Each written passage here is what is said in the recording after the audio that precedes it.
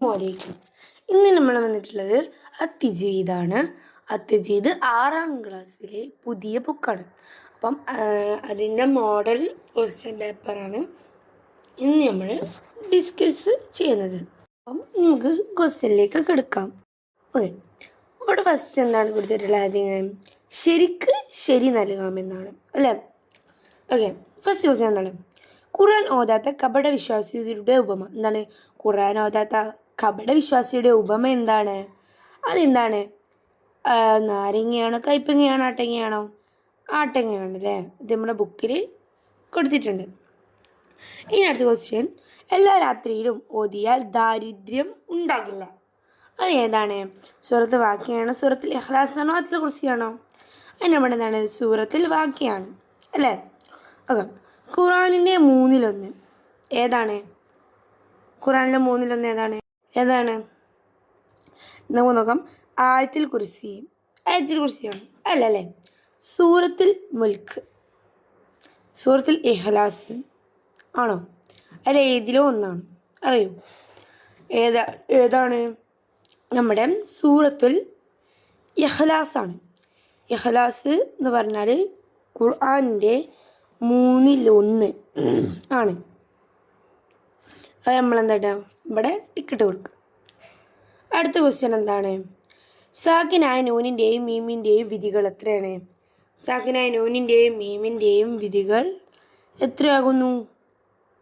നൂനിൻ്റെയും മീമിൻ്റെയും 5 ആകുന്നു. ഇനി അടുത്ത ക്വസ്റ്റ്യനാണ് ഏത്? ഇതാ ബിലാവിന്നയുടെ അക്ഷരങ്ങളിൽ പെട്ടതാണ്. ഏതാണ്? യാണോ, ഖാഫാണോ, അല്ലെങ്കിൽ ലാമാണോ?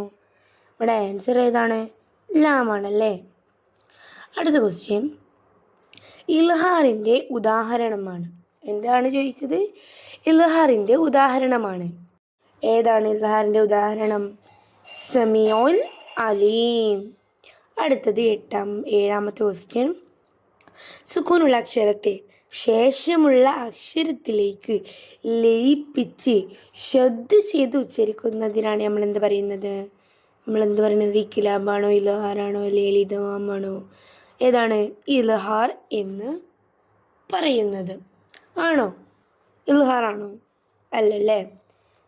പിന്നെ ഏതാണ്? അത് ഇദ്ഗാമാണ്. ഏതാണ്? ഇദ്ഗാം. അടുത്ത ക്വസ്റ്റ്യൻ, വേർതിരിക്കാം. ഉദാഹരണം ഇവിടെ കുറച്ച് ഉദാഹരണങ്ങൾ കൊടുത്തിട്ടുണ്ട് മേലെ. അതായിട്ട് നമ്മൾ ഈ ഒരു ബോക്സിലായിട്ട് നമ്മൾ ഫില്ല് ചെയ്ത് കൊടുക്കാനാണ്. ഓക്കെ, ഇത് 1ാമത്തെ ബോക്സാണ്. ഇത് 2, ഇത് 3, ഇത് 4, ഇത് 5. ഓക്കെ, അപ്പോൾ ഇതിൽ ഇഖ്ഫാൻ്റെയും മേലെ കൊടുത്തുള്ളതിൽ ഓരോന്ന് നമ്മൾ തരം ചെയ്താണ്ട് ഓരോ ബോക്സിലാക്കിയിട്ട് എഴുതാനുള്ളതാണ് ഈ ക്വസ്റ്റ്യൻ. ഓക്കെ, അപ്പോൾ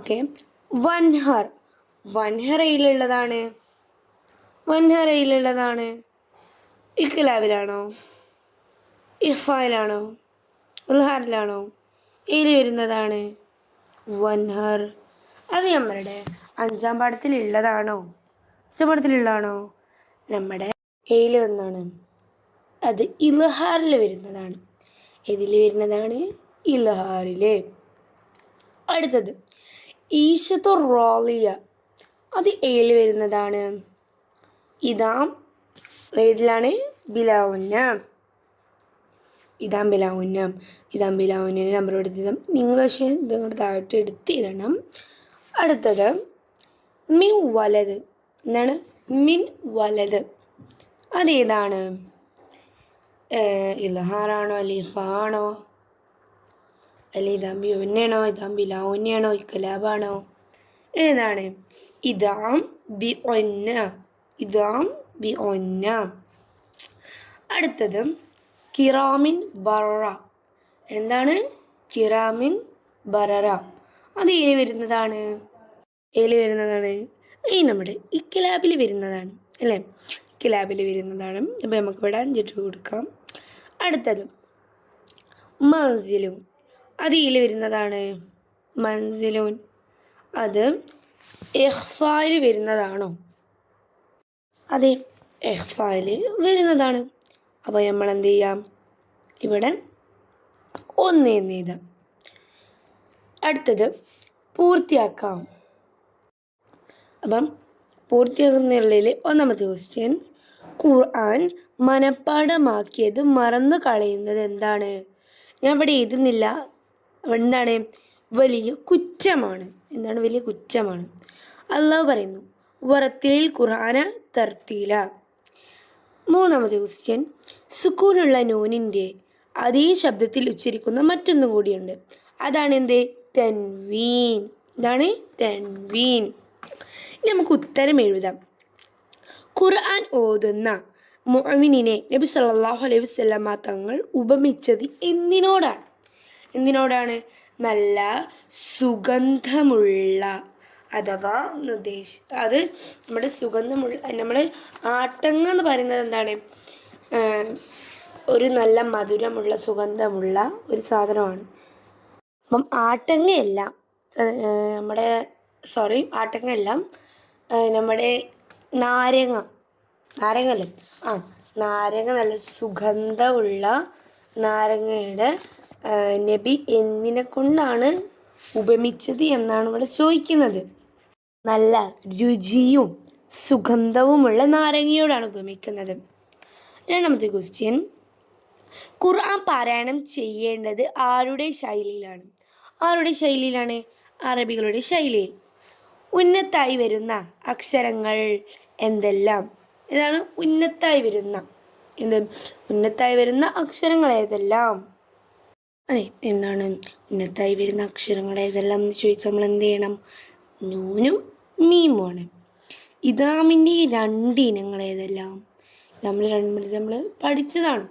ഇദാമിൻ്റെ 2 ഇനങ്ങളാണ് ഇദാം ബിഉന്ന, ഇദാം ബിലാ ഉന്ന. അടുത്തത്, ഇഖ്ഫാൻ്റെ അക്ഷരങ്ങൾ എത്ര? നമ്മൾ പഠിച്ചിട്ടുണ്ട്.